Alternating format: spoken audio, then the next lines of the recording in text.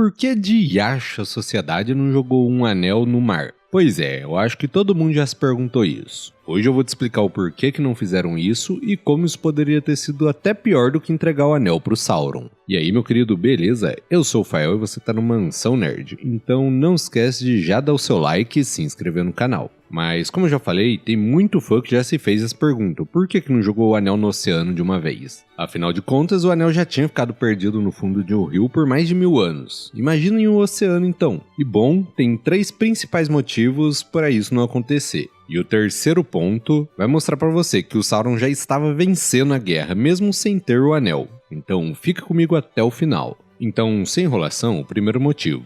E esse motivo é bem óbvio. O Sauron pode esperar, não por anos ou por décadas, mas sim por milhões de anos. No Conselho de Elrond, quando sugerem jogar o anel no mar, a resposta de Gandalf é bem clara. Ele fala que os mares e as terras podem mudar, mas o que isso significa? E bom, o Gandalf não está tentando ser poético nesse momento, ele está pensando em uma escala geológica, principalmente com o passar de milhares de anos. Continentes se movem, oceanos viram desertos, montanhas podem até virar planícies. E em milhões de anos, o que está no fundo do mar pode até talvez ir para cima da montanha. E o Sauron ia estar lá, esperando. Porque tem esse detalhe que muda tudo. O Sauron é um Maia, que é um ser como um anjo caído. Ele não envelhece, não morre de causas naturais. A essência dele está amarrada na estrutura de Arda. E bom, ele já esperou 3.000 anos pelo anel. Você tem noção disso? 3.000 anos é... 3.000 anos atrás a gente estava construindo as pirâmides do Egito, se eu não me engano. É tempo pra caramba, então assim, ele tinha tempo pra esperar. E o Sauron é paciente, pensa nisso. Quando o anel foi cortado do dedo dele, ele ficou sem forma física por 1000 anos. E ele ficou ali, desencarnado, só o espírito. E mesmo assim ele voltou, reconstruiu Barad-dûr e reuniu um exército gigante. Agora, imagina só esse cara sabendo que o anel existe em algum lugar e que eventualmente as placas tectônicas vão se mover ou que talvez alguma criatura no fundo do oceano vai achar ele pro Sauron. Então, tudo que ele precisa fazer é esperar. E quando o anel ressurgir, e com certeza ele vai ressurgir, o Sauron vai estar lá esperando por isso. E é justamente por isso que a gente vê a sabedoria do Gandalf.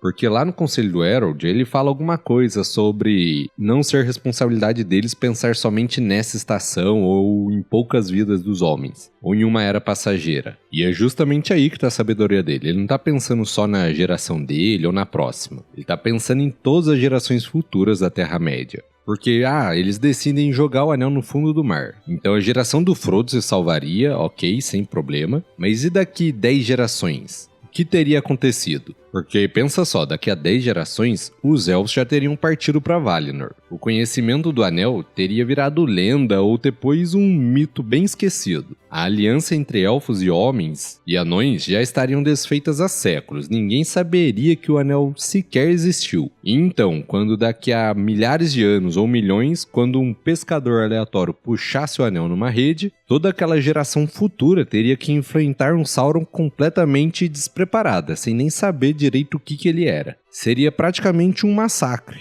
Não teria Gandalf, Aragorn, nem mesmo nenhum tipo de sociedade. Apenas pessoas comuns contra um anjo caído que esperou pacientemente pelo momento certo. Então, adiar o problema não é resolver o problema, é só condenar a futura geração. E isso aí, pra quem é fã de Naruto já sabe. O tesouro é a futura geração. Tava assistindo Naruto ontem, agora coloquei até no roteiro aqui. Foi mal.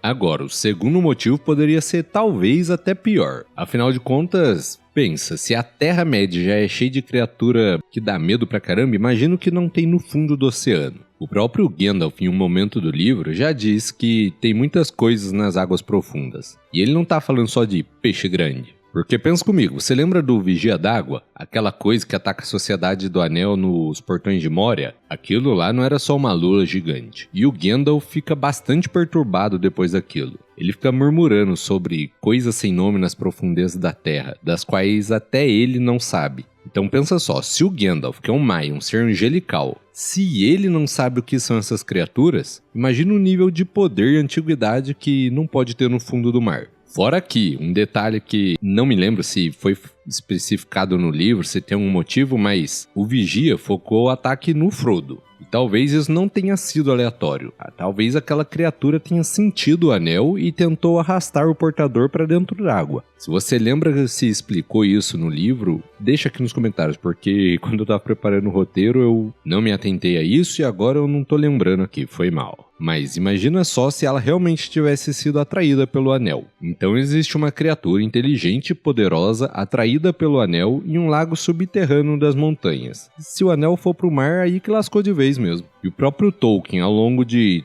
todo o legendário dele, deixa várias pistas sobre serpentes marinhas, dragões aquáticos e monstros do abismo. A gente nunca vê essas criaturas de perto, mas tem referências delas espalhadas por todo lugar. E faz sentido, porque se na Terra-média já tem monstro de todo tipo por aí, por que justamente os oceanos seriam seguros? Por que eles seriam menos perigosos? Não faz muito sentido pra mim. E arrisco dizer que dependendo do tipo de criatura que tenha no fundo do oceano, seria até pior do que se fosse o anel com Sauron. E agora, o terceiro motivo, e que não tem muita gente que percebe, é que o Sauron talvez nem precisava do anel para conquistar a Terra-média. Ele só precisava que o anel não fosse destruído. E bom, eu vou tentar te mostrar isso com alguns fatos aqui. Por exemplo, as batalhas no campo de Pelennor. A vitória acontece por um fio, e mesmo assim teve um custo muito alto. Vários soldados mortos, uma cidade devastada, e isso porque eles enfrentaram só uma parte do poder do Sauron. E a prova disso é que quando o Aragorn marcha para os Portões Negros, o exército do Aragorn é uma força minúscula e inferior perto da do Sauron. Tanto é que eles são completamente cercados. Se não é o Frodo destruir um anel ali, já era para todo mundo. Agora, imagina se o anel tivesse sido jogado no fundo do mar. Provavelmente o Sauron iria destruir Gondor. E então, com a Gondor destruída, Rohan ia ficar isolada.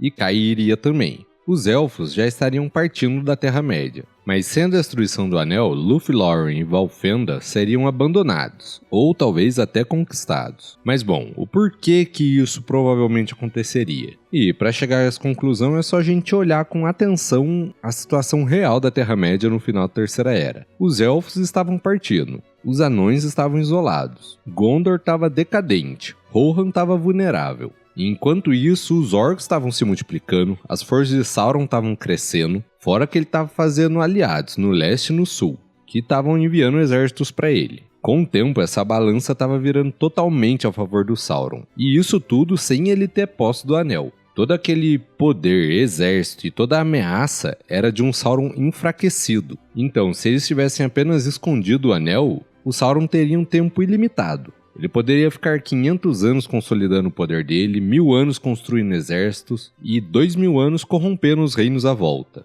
Em 200 anos não teria mais elfos na Terra-média. Em 500 anos com certeza ele já tinha derrotado Gondor. E então, quando o anel voltasse, e como a gente já falou anteriormente, é certeza que em algum momento ele iria aparecer, não ia ter ninguém forte bastante para se opor a ele. Ali ele já estava forte pra caramba, e foi justamente por isso que o Gandalf concluiu que a única e absoluta solução era a destruição do anel. Porque enquanto o anel existisse, o Sauron ia ficar esperando ali, tendo tempo suficiente para dominar tudo em volta dele. Só juntando poder, juntando poder. Então, só um resumo rápido aqui. Primeiro motivo, o Sauron é imortal, ele pode esperar milhões de anos. Segundo motivo, pode ter criatura ainda pior que o Sauron no fundo do oceano. E o terceiro motivo é que o Sauron já tinha chance de vencer essa guerra mesmo sem o anel, porque o poder militar dele era gigante. Então é por isso que mesmo com a chance de destruir o anel sendo muito baixa, essa foi a melhor decisão que a sociedade poderia ter tomado.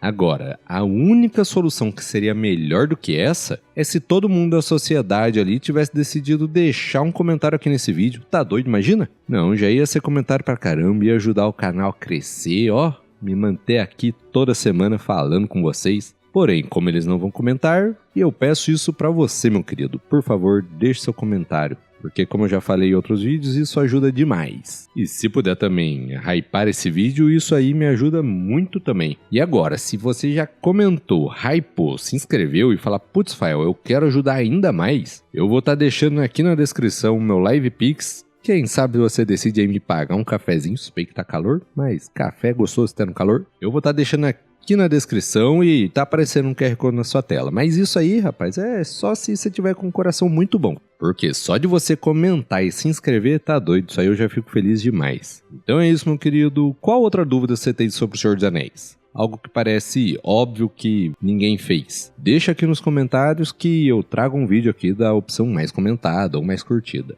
Então é isso, fiquem com Deus e fui!